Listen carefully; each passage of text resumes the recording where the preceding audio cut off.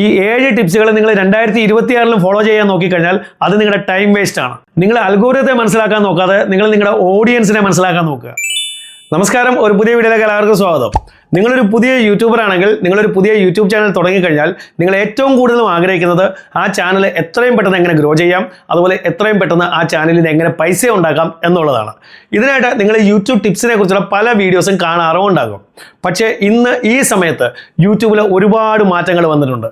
2026 കാര്യം പറയുകയാണെങ്കിൽ YouTube completely മാറിയിട്ടുണ്ട്. യൂട്യൂബ് അൽഗോരിതം തന്നെ ഒരു പുതിയ രീതിയിലാണ് ഇപ്പോൾ ഓടിക്കൊണ്ടിരിക്കുന്നത്. അതുകൊണ്ട് യൂട്യൂബിനെ കുറിച്ചുള്ള ചില ടിപ്സുകളും ഇപ്പോൾ പഴയതായിട്ടുണ്ട്, ഓൾഡ് ആയിട്ടുണ്ട്. അത് നിങ്ങൾ യൂട്യൂബിൽ കണ്ട് ഇനിയും നിങ്ങൾ അതിനെ ഫോളോ ചെയ്ത് കഴിഞ്ഞാൽ നിങ്ങൾക്ക് ഒരു ഉപകാരവും ഉണ്ടാകത്തില്ല. അപ്പോൾ 2026 നിങ്ങൾ മുന്നോട്ട് പോകുമ്പോൾ നിങ്ങൾ ഫോളോ ചെയ്താൽ നിങ്ങൾക്ക് ഒരു ഉപകാരമില്ലാത്ത 7 ടിപ്സുകളെ കുറിച്ചാണ് ഇന്നത്തെ ഈ വീഡിയോയിൽ ഞാൻ പറയാൻ പോകുന്നത്. വീഡിയോ നിങ്ങൾ സ്കിപ്പ് ചെയ്യാതെ ലാസ്റ്റ് വരെ കണ്ട് കാര്യങ്ങൾ കറക്റ്റായി മനസ്സിലാക്കുക. അതുപോലെ വീഡിയോ ഇഷ്ടപ്പെട്ടാൽ വീഡിയോ ലൈക്ക് ചെയ്യുക, ഹൈപ്പ് ചെയ്യുക, നിങ്ങളുടെ കമൻറ്റ്സ് തന്നെ അറിയിക്കുക. അതുപോലെ ചാനൽ സബ്സ്ക്രൈബ് ചെയ്ത വീഡിയോ കാണുന്നുണ്ടെങ്കിൽ ചാനലിൽ ഒന്ന് സബ്സ്ക്രൈബ് ചെയ്യുക. ഇവിടെ ഏറ്റവും ആദ്യത്തെ ടിപ്പ് എന്ന് പറയുന്നത്, നേരത്തെ പലരും പറഞ്ഞ് ഞാൻ കേട്ടിട്ടുണ്ട്, നിങ്ങൾ ഡെയിലി വീഡിയോസ് ഇട നിങ്ങളുടെ ചാനൽ പെട്ടെന്ന് ഗ്രോ ആകും. ഇത് നേരത്തെ എന്നല്ല, ഇപ്പോഴും പലരും ലൈവിൽ ഇരുന്ന് പറയുന്നത് ഞാൻ കേട്ടിട്ടുണ്ട്. നിങ്ങൾ ഡെയിലി വീഡിയോസ് ഇട നിങ്ങളുടെ ചാനൽ പെട്ടെന്ന് ഗ്രോ ആകും. അത് കേട്ട് അതുപോലെ ചെയ്യുന്ന പല ആളുകളും ഉണ്ട്.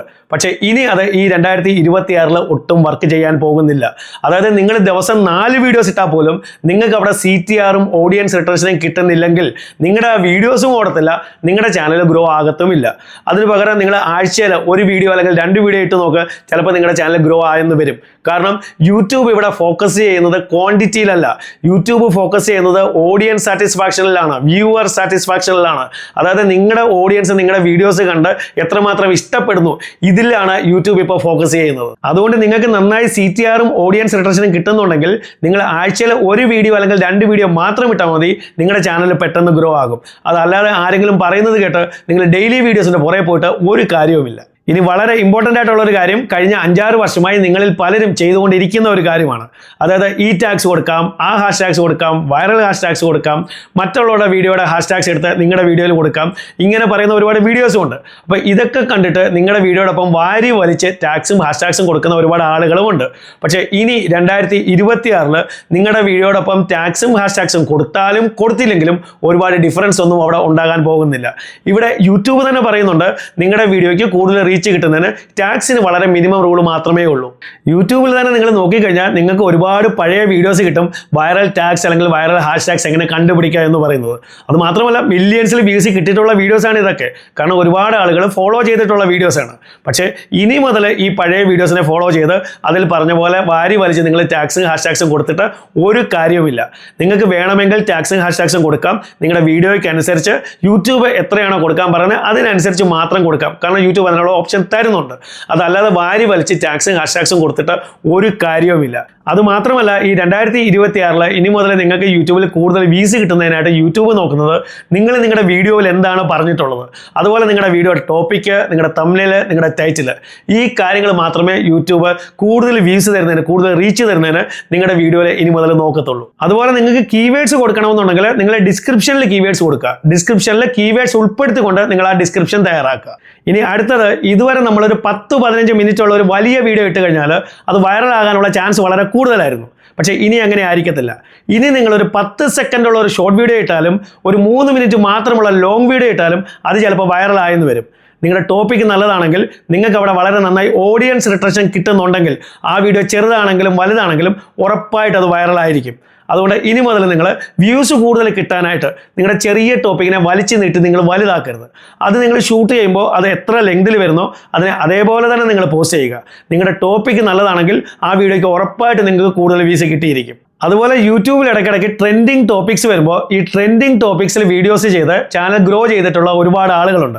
കാരണം അവരുടെ ഈ ട്രെൻഡിങ് വീഡിയോസ് കണ്ടതിന് ശേഷം അവരുടെ മറ്റു വീഡിയോസും കാണുന്ന ഒരു സ്വഭാവം നേരത്തെ ഓഡിയൻസിന് ഉണ്ടായിരുന്നു. പക്ഷേ ഇനി 2026 ഇത് ചിലപ്പോൾ വർക്ക് ചെയ്തെന്ന് വരത്തില്ല. നിങ്ങളൊരു ട്രെൻഡിങ് ടോപ്പിക്കിൽ വീഡിയോ ചെയ്ത് കഴിഞ്ഞാൽ അതിന് ചിലപ്പോൾ കൂടുതൽ വ്യൂസ് കിട്ടിയെന്ന് വരാം, നിങ്ങളുടെ ചാനലിൽ ചെറിയൊരു ഗ്രോത്തും കിട്ടിയെന്ന് വരാം. പക്ഷേ ലോങ് ടൈമിൽ നിങ്ങളുടെ ചാനലിൻ്റെ ഗ്രോത്തിനെ ഇത് ബാധിക്കും. ലോങ് ടൈമിൽ നിങ്ങളുടെ ചാനലിൻ്റെ ഗ്രോത്തിനെ ഇത് ഡിസ്ട്രോയ് ചെയ്ത് കളയും. അതുകൊണ്ട് നിങ്ങൾക്ക് ട്രെൻഡിങ് ടോപ്പിക്സിൽ വീഡിയോസ് ചെയ്യണമെങ്കിൽ ഈ ട്രെൻഡിങ് ടോപ്പിക്ക് നിങ്ങളുടെ ചാനലിൻ്റെ കാറ്റഗറിയുമായിട്ട് റിലേറ്റ് ചെയ്യാൻ പറ്റുന്നതാണെങ്കിൽ ആ ട്രെൻഡിങ് ടോപ്പിക്സിൽ നിങ്ങൾ വീഡിയോ ചെയ്യുക. അതല്ലെങ്കിൽ ആ ട്രെൻഡിങ് ടോപ്പിക്കിനെ നിങ്ങൾ അങ്ങ് വിട്ടേക്കുക.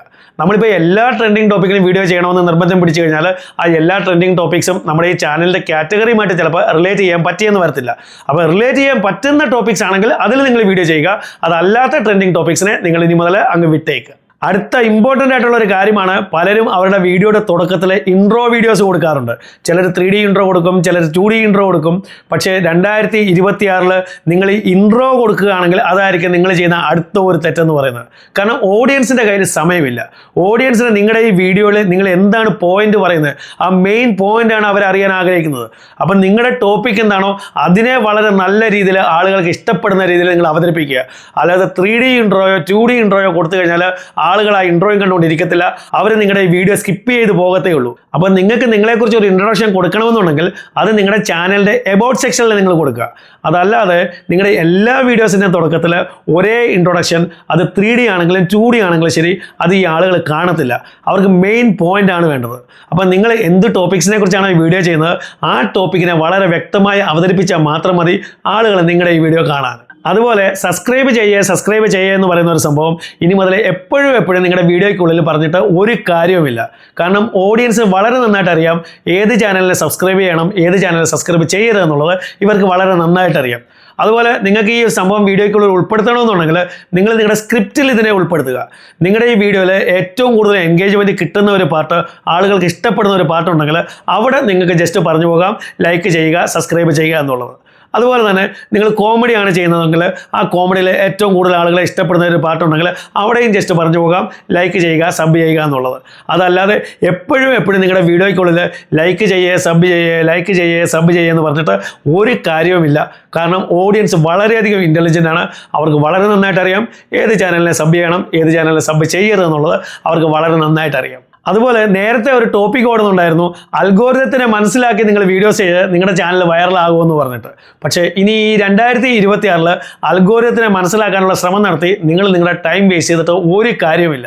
ഏറ്റവും വലിയ കാര്യം എന്ന് പറയുന്നത് അൽഗോരിതത്തിനെ മനസ്സിലാക്കാൻ തന്നെ പറ്റത്തില്ല. അത് നെക്സ്റ്റ് ഇമ്പോസിബിൾ ആയിട്ടുള്ള ഒരു കാര്യമാണ്. കാരണം ഈ അൽഗോരിതം എപ്പോഴും ചേഞ്ച് ആയിക്കൊണ്ടിരിക്കുന്ന ഒരു കാര്യമാണ്. അതുകൊണ്ട് നിങ്ങൾ ഇനി മുതൽ അൽഗോരിതത്തെ മനസ്സിലാക്കാൻ നോക്കാതെ നിങ്ങളുടെ ഓഡിയൻസിനെ മനസ്സിലാക്കാൻ നോക്കുക.